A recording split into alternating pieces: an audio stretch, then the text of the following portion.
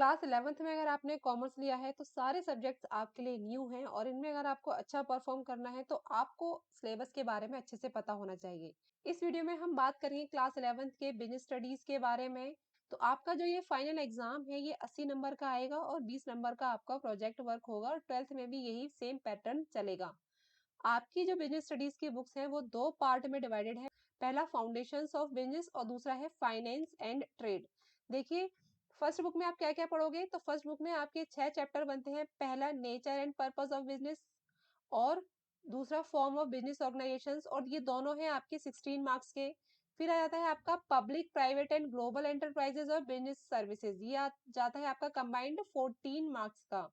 उसके बाद आता है आपका एमर्जिंग मोड्स ऑफ बिजनेस। फिर आता है social responsibility of business and business ethics, ये आता है आपका 10 नंबर का। यानी दो दो चैप्टर्स का ग्रुप बनाया हुआ है। पहले दो चैप्टर 16, फिर दो चैप्टर 14 और फिर दो चैप्टर 10 नंबर के। उसके बाद पार्ट बी में जो आपके फर्स्ट दो चैप्टर्स हैं यानी source of business finance and small business, ये हैं आपके 20 मार्क्स के। और फिर इंटरनल ट्रेड और इंटरनेशनल बिजनेस, ये भी हैं आपके 20 नंबर के। तो इस तरीके से आपकी 40 नंबर का पहला पार्ट है और दूसरा पार्ट भी आपका 40 नंबर का है। तो अगर हम देखें तो आपका जो दूसरा पार्ट है उसका वेटेज ज्यादा है, क्योंकि हर एक चैप्टर 10-10 नंबर का इसमें बनता है। सेकंड पार्ट को आपको अच्छे से पढ़ना है। तो अब हम देख लेते हैं कि हर एक चैप्टर में आप क्या क्या पढ़ोगे। तो सबसे पहले फाउंडेशंस ऑफ बिजनेस, जिसमें आप पढ़ोगे कि बिजनेस का सिंपल कंसेप्ट और फीचर्स क्या होते हैं, कितने तरह के बिजनेस होते हैं, एटसेट्रा। तो सबसे पहले आप पढ़ोगे कि भारत में बिजनेस की यानी ट्रेड की क्या हिस्ट्री रही है, कॉमर्स की क्या हिस्ट्री रही है, बैंकिंग की क्या हिस्ट्री रही है, किस तरीके से इन्होंने राइज किया, बीच में जो इंटरमीडिएटरीज आए वो क्या थे, इन ट्रांसपोर्ट एंड ट्रेडिंग कम्युनिटीज क्या थी, मर्चेंट्स यानी व्यापारी, कॉर्पोरेशंस, मेजर ट्रेड सेंटर्स क्या थे, major import and exports places क्या थे भारत में पहले के, इंडिया की पोजीशन क्या थी उस समय की इकोनॉमी में। उसके बाद आता है बिजनेस का मीनिंग एंड कैरेक्टरिस्टिक, यानी बिजनेस का क्या मतलब होता है, उसके क्या फीचर्स होते हैं, नॉन इकोनॉमिक और इकोनॉमिक एक्टिविटीज क्या होती हैं। फिर उसके बाद बिजनेस प्रोफेशन एंड एम्प्लॉयमेंट का क्या कंसेप्ट है, इन सब में जो डिफरेंस है यानी इनका अंतर, वो एक इम्पोर्टेंट क्वेश्चन बनता है, तो वो आपको जरूर करना है। उसके बाद बिजनेस के भाई ऑब्जेक्टिव्स क्या होते हैं, बिजनेस करते क्यों हैं। ऑब्वियसली फर्स्ट ऑब्जेक्टिव ये होता है लाभ कमाने के लिए। उसके बाद जो अदर ऑब्जेक्ट्स हैं वो आप अपनी एग्जाम में पढ़ोगे। फिर बिजनेस की एक्टिविटीज के अलग अलग भागों में बांटना, यानी इंडस्ट्री और कॉमर्स। अब इंडस्ट्री में कौन कौन से बिजनेसेस आते हैं, कॉमर्स में कौन कौन से बिजनेसेस आते हैं, ये आप इसमें पढ़ोगे।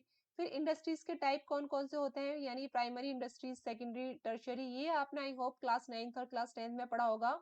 यानी प्राथमिक उद्योग, द्वितीयक उद्योग और तृतीयक उद्योग, इस तरीके के नाम से, तो ये आप यहाँ पर पढ़ोगे। फिर आ जाएगा कॉमर्स ट्रेड, यानी इसमें इंटरनल एक्सटर्नल ट्रेड क्या होते हैं, होलसेल ट्रेड क्या होते हैं, रिटेल ट्रेड क्या होते हैं। अब तक आपने सिर्फ और सिर्फ अपनी लाइफ में कभी कभार इनके नाम सुने होंगे, अब एक्चुअल में आप इनका मीनिंग समझोगे, इनके क्या फीचर्स होते हैं वो देखोगे।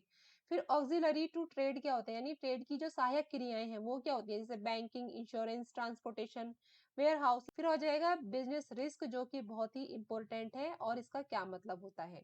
फिर आ जाएगा फॉर्म्स ऑफ बिजनेस ऑर्गेनाइजेशन, यानी बिजनेस कितने तरीके के होते हैं। तो सबसे पहला होता है सोल प्रोप्राइटरशिप, यानी ऐसा बिजनेस जिसको सिर्फ और सिर्फ एक ही व्यक्ति चलाता है, उसका एक ही मालिक होता है।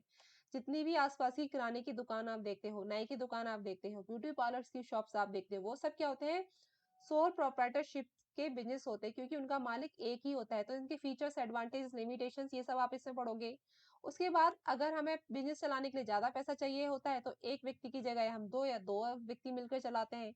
यानी आप 4-5 दोस्त आपस में मिलकर एक बिजनेस खोल लो तो उसको बोलेंगे पार्टनरशिप। तो इसका मतलब क्या होता है, कितनी तरह की पार्टनरशिप फर्म्स होती है, इसके लाभ क्या होते हैं, इसकी हानियां क्या होते हैं, क्या पार्टनरशिप फर्म का रजिस्ट्रेशन करना जरूरी होता है, अगर हाँ तो उसको कैसे किया जाता है, पार्टनरशिप डीड क्या होती है, यानी पार्टनर्स के बीच में जो समझौता हुआ है वो क्या है और किस तरीके से ये आपस में लाभ को बांटेंगे, वो सारी चीज आप इसमें पढ़ोगे और सबका सब ये आपका थ्योरी है। फिर एक और स्पेशल फॉर्म होती है बिजनेस की, जिसको हम बोलते हैं HUF, यानी हिंदू अनडिवाइडेड फैमिली।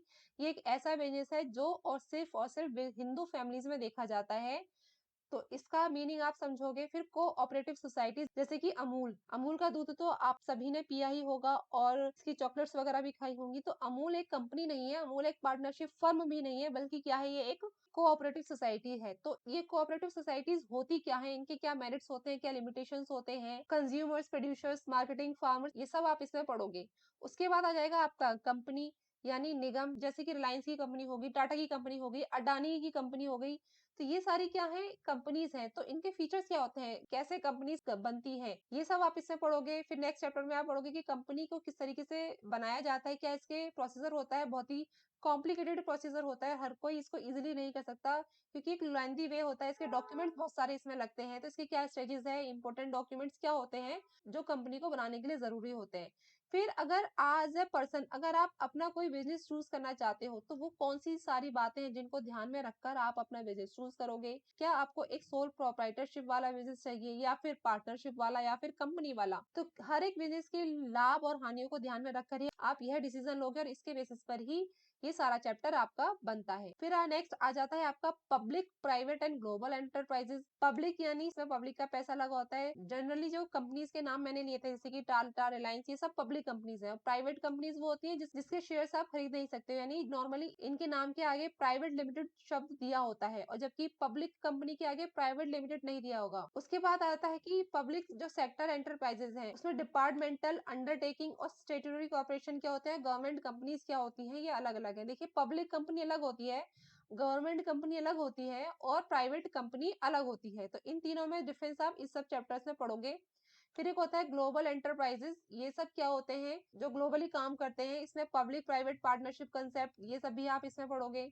फिर आ जाता है आपका बिजनेस सर्विसेज, यानी बिजनेस को सर्विस देने वाले क्या क्या चीजें होती हैं। जैसे कि बिजनेस को सर्विस देने के लिए ट्रांसपोर्टेशन चाहिए, बैंकिंग चाहिए। तो ये सारी चीजें आप एक एक करके चलोगे तो सबसे पहले आप बिजनेस सर्विसेज का मतलब समझोगे और उसमें सबसे पहली सर्विस पढ़ोगे आप बैंकिंग। तो कितने तरह के बैंक्स होते हैं, इसमें करंट अकाउंट क्या होता है, सेविंग अकाउंट क्या होता है, रिकरिंग अकाउंट क्या होता है, फिक्स डिपॉजिट अकाउंट क्या होता है, मल्टीपल ऑप्शन डिपॉजिट अकाउंट्स क्या होता है, इसके बारे में पढ़ोगे। फिर banking services with particular reference, जैसे कि बैंक ड्राफ्ट क्या होता है, बैंक ओवरड्राफ्ट क्या होता है, यानी जब जितना पैसा जमा है उससे अगर ज्यादा पैसा निकाल लिया जाता है तो उसको बैंक ओवरड्राफ्ट कहते हैं। कैश क्रेडिट, ई बैंकिंग, इन सब की मीनिंग। जो टाइप्स ऑफ डिजिटल पेमेंट है ये आपका नया टॉपिक है, शायद पुरानी बुक्स में आपको ये ना मिले। फिर आता है आपका इंश्योरेंस। तो इंश्योरेंस कितने तरह के होते हैं, life insurance, health insurance, fire insurance, marine insurance, इन सब की मीनिंग आप पढ़ोगे। उसके बाद आता है पोस्टल सर्विसेज यानी डाक सेवा। तो मेल क्या होता है, रजिस्टर्ड पोस्ट क्या होती है, पार्सल, स्पीड पोस्ट, कुरियर, इन सब की मीनिंग आप पढ़ोगे। देखिए बहुत डिफिकल्ट जो टर्म्स है ना वो आपके सिलेबस से हटा दिया गया है, तो ये सब आप इनके मीनिंग और फीचर्स ही पढ़ोगे, इससे ज्यादा डिटेल में आपको किसी में भी नहीं जाना है। एमर्जिंग मोड्स ऑफ बिजनेस यानी बिजनेस के जो नए प्रकार है वो क्या हो रहे हैं, तो ई कॉमर्स यानी ऑनलाइन बिजनेस हम जिसको बोलते हैं, जैसे कि ब्लिंकिट हो गया या अमेजोन हो गया, ये सारे बिजनेस कहते हैं, ये सारे ऑनलाइन बिजनेस है, यानी ई बिजनेस हम इन सबको बोल सकते हैं। तो ये ई बिजनेस क्या होते हैं, इनके क्या क्या स्कोप है, आगे चलकर क्या फीचर्स हैं, क्या इनके लाभ, ये सब आप इसमें पढ़ोगे। उसके बाद आ जाता है आपका social responsibility of business and business ethics. देखिए बिजनेस की जो रेस्पॉन्सिबिलिटी है वो सोसाइटी की तरफ, समाज के प्रति भी होती है। तो वो क्या है रेस्पॉन्सिबिलिटी, डिफरेंट डिफरेंट केसेस क्या है सोशल रेस्पॉन्सिबिलिटी के, ये एक नया कंसेप्ट है, पहले केसेस नहीं होते थे बुक में, अलग से आपको करने पड़ते थे। फिर जो बिजनेस की जो रेस्पॉन्सिबिलिटी है वो मालिक के प्रति क्या बनती है, उसके इन्वेस्टर के प्रति क्या है, कंज्यूमर्स के प्रति क्या क्या रेस्पॉन्सिबिलिटी है, उसके एम्प्लॉयज, गवर्नमेंट और पूरी कम्युनिटी के लिए एक बिजनेस की क्या क्या रेस्पॉन्सिबिलिटीज बनती है। बिजनेस का रोल क्या होता है एनवायरमेंट को प्रोटेक्ट करने में, क्योंकि बिजनेस का अब तक का जो रोल देखा जाता है वो तो यह देखा जाता है कि बिजनेस की वजह से एनवायरमेंट को बहुत बड़ी हानि होती है, लेकिन इस रेस्पॉन्सिबिलिटी के कंसेप्ट के थ्रू ही अब बिजनेस को जोड़ा जाता है एनवायरमेंट प्रोटेक्शन के साथ भी, तो वो आप इसमें पढ़ोगे। फिर बिजनेस एथिक्स यानी बिजनेस के कुछ एथिक्स भी होते हैं जिनको ध्यान में रखकर ही बिजनेस किया जाता है, तो वो क्या होते हैं। उसके बाद आ जाता है आपका फाइनेंस एंड ट्रेड। फाइनेंस मतलब पैसा। तो बिजनेस में जो पैसा है वो कहाँ से आता है, कहाँ कहाँ से पैसा लगाया जाता है, इक्विटी शेयर्स क्या होता है, प्रेफरेंस शेयर्स क्या होता है, रिटेन अर्निंग क्या होती है, ये वो सोर्स है जहां से एक बिजनेस के पास पैसा आता है। फिर बाहर से उधार लिया गया पैसा क्या होता है, डिबेंचर्स क्या होता है, बॉन्ड्स, ये सारी चीजें आपको अभी टफ लग रही होंगी क्योंकि शायद आपने इनके नाम भी नहीं सुने होंगे, लेकिन जब आप पढ़ोगे तो आपको इजीली ये सब समझ में आ जाएंगे क्योंकि सब थ्योरी है, बहुत ही इजी कंसेप्ट होते हैं ये। तो इसमें public deposit, trade credit, inter corporate deposit, ये सब आप पढ़ोगे। उसके बाद आता है आपका स्मॉल बिजनेस एंड एंटरप्राइजेस। इसमें आप पढ़ोगे entrepreneurship development concept and characteristics and need process of entrepreneurship development, startup India scheme, ways to fund startup, intellectual property rights and entrepreneurship. ये वाला चैप्टर मोस्ट इंपोर्टेंट है क्योंकि ये नया है, इससे पहले इसमें था लेकिन इतना कुछ नहीं था। अब क्योंकि स्टार्टअप स्टार्टअप कुछ ज्यादा ही चल रहा है तो स्टार्टअप को समझना आपके लिए बहुत जरूरी है, इसीलिए ये चैप्टर आपके लिए मोस्ट इंपोर्टेंट है। सिर्फ एग्जाम पॉइंट ऑफ व्यू से ही नहीं, जो आजकल सिनेरियो चल रहा है स्टार्टअप्स का, उसको समझने के लिए भी ये चैप्टर आपके लिए काफी इंपॉर्टेंट है। फिर उसके बाद आता है small scale enterprises as defined by MSMED act 2006। ये क्या होता है? माइक्रो बिजनेसेस क्या होते हैं, स्मॉल बिजनेसेस क्या होते हैं, मीडियम एंटरप्राइजेस बिजनेसेस क्या होते हैं, इसका एक्ट क्या है, ये सब आप इसमें पढ़ोगे। फिर स्मॉल बिजनेस का रोल क्या है इंडिया में, और स्पेशल रेफरेंस टू रूरल, यानी गांव में क्या स्पेशल इसका रोल है, वो आप पढ़ोगे। फिर गवर्नमेंट के अलग अलग स्कीम्स क्या होती है, क्या क्या एजेंसीज हैं, जैसे कि एनएसआईसी है यानी national small industries corporation, and district industrial centre DIC, ये सब क्या है। उसके बाद आता है आपका इंटरनल ट्रेड। इंटरनल मतलब देश की सीमा के अंदर किया गया व्यापार, तो इसका क्या मतलब है? होलसेल क्या है, रिटेलर क्या होते हैं, रिटेल ट्रेड क्या होता है, itinerant and small scale fixed shops क्या होती हैं, जीएसटी का कंसेप्ट भी आप पढ़ोगे। फिर उसके बाद आ जाता है इंटरनेशनल ट्रेड, यानी देश की सीमा के बाहर किया गया trade is called international trade. ये क्या होता है, इसके लाभ क्या है, एक्सपोर्ट और इंपोर्ट। जब माल को विदेशों को भेजा जाता है तो उसको बोलते हैं एक्सपोर्ट, और अगर विदेशों से खरीदा जा रहा है तो उसको बोलते हैं इंपोर्ट। फिर उसके बाद आता है कि डॉक्यूमेंट्स क्या होते हैं इंटरनेशनल ट्रेड में। अगर आप चाहते हो इंटरनेशनल ट्रेड करना यानी इंपोर्ट करना या फिर एक्सपोर्ट करना, तो कौन से वो डॉक्यूमेंट्स है जो जरूरी होंगे, जैसे कि letter of credit, shipping order, shipping bills, mate's receipts, ये सारे क्या होते हैं, ये आप पढ़ोगे। फिर उसके बाद है वर्ल्ड ट्रेड ऑर्गेनाइजेशन, और ये बहुत बहुत बहुत इंपॉर्टेंट टॉपिक है, क्योंकि सिर्फ क्लास 11th में ही नहीं, क्लास 12th में भी आपको एक टॉपिक मिलेगा।